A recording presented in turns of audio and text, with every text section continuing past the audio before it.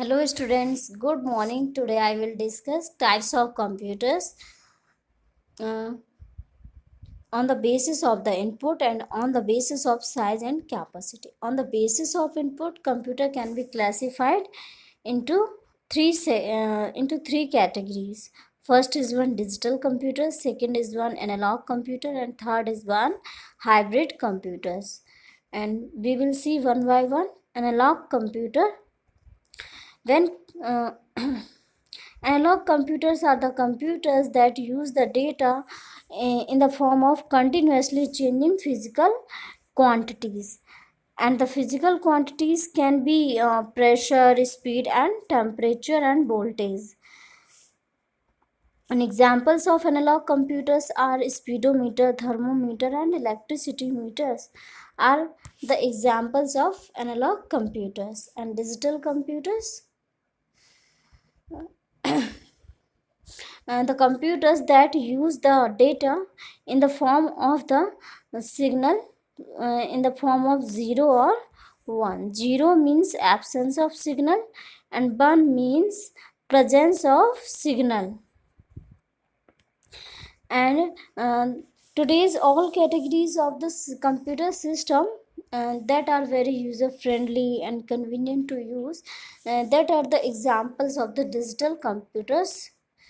And now, third category on the basis of input data, hybrid computer. The computers that incorporates the features of both analog and digital computers are known as hybrid computer. And the electrocardiogram machines used in hospitals and dialysis machines also used in the hospitals are the best examples of the hybrid computers. And now students, we talk about the layout of a digital computer. Today's digital computer can be conceptually physically divided into three main parts: input unit, CPU unit, and output unit. And we will see one by one. Input unit. Input unit is the input unit of a computer system and includes all the devices that are used to input the data to the computer system by the users. And keyboards is the most commonly used input device in the digital computers. And next unit is central processing unit, and this is the main and the actual computer system unit. This unit of a digital computer system comprises of various subunits which is responsible for actual processing inside the computer system. And the CPU unit can be divided into a three main segments. First is one arithmetic and logic unit, second is one control unit, and third is one memory unit. Arithmetic and logic unit is responsible for performing the arithmetical and logical operations on the given data by the users with the help of the input unit. And control unit is responsible for the coordination of the activities and proper controlling the process and efficient utilization of the resources. And third is one memory unit. Data when processed inside the computer are required to be stored at the some place and retrieved when needed. So memory unit is a place inside the CPU to store the data so that it can be retrieved as per the requirement of the process and users.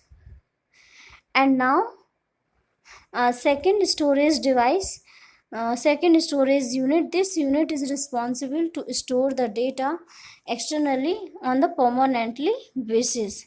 This is also known as mass storage devices, which can store the data in the large volumes. And floppy disk, CD-ROMs, magnetic disks are the examples of the secondary storage device. And as you can see in the diagram also, students, this one is the input unit, and that interact with the control unit of the CPU unit, and control unit is responsible for the coordination and flow of the data, and to interact with the other units of the computer system. And now arithmetic logic unit is responsible for performing the arithmetic and logical operations on the data, and memory unit is responsible for to store the data or instructions on a temporary basis so that our data can be retrieved as per the requirements. And output unit are used to display the results, and secondary storage unit or devices are used to store the data on the permanently basis. And this is all about the digital computer system layout.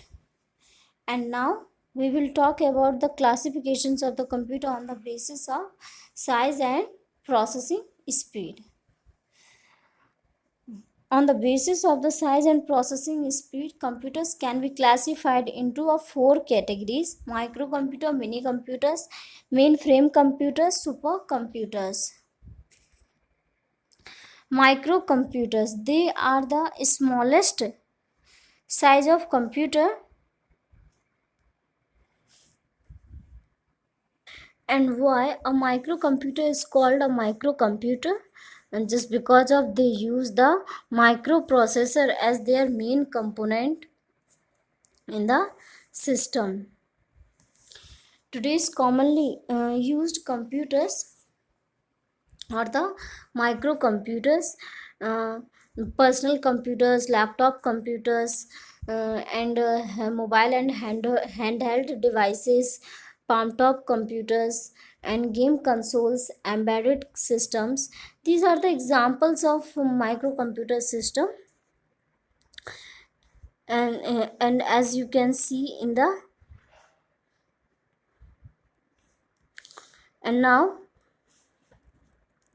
the mini computers.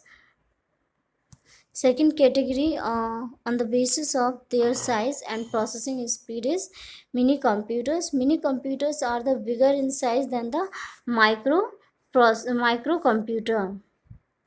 And the processing speed of these computers is 5 times faster than the microcomputers. And the mini computers have the bigger main memory, and mini computers are the multi user in the nature. And students, one important point you should keep in your mind: microcomputer is a single user computer, and mini computers are a multi user computers. And these systems are used in the organization, business, and commercial applications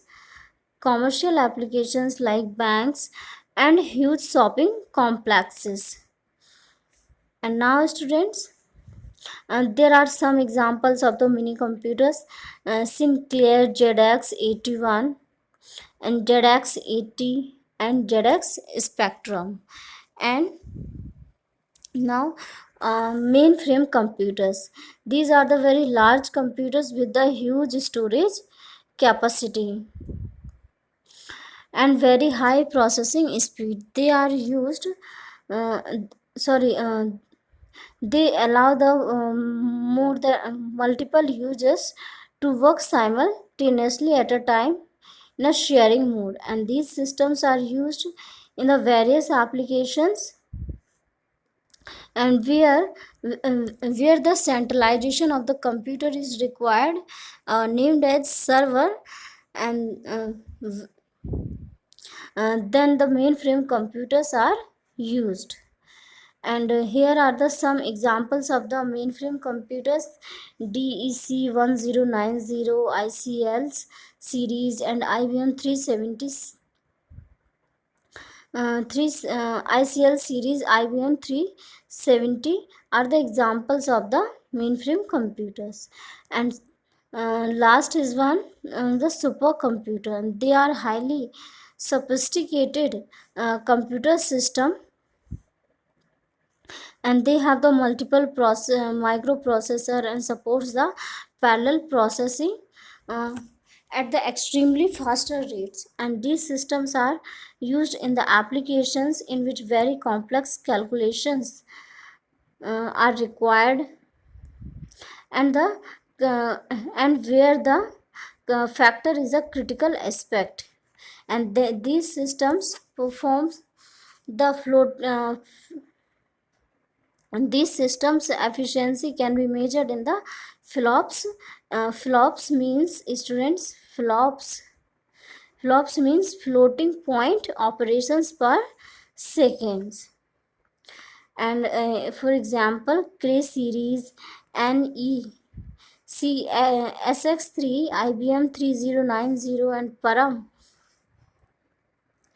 These are the examples of the supercomputers. And here, students, Cray is the world's first supercomputer, and Param is the India's first supercomputer that is invented via CDAC organization. CDAC organization. CDAC stands for Center for Development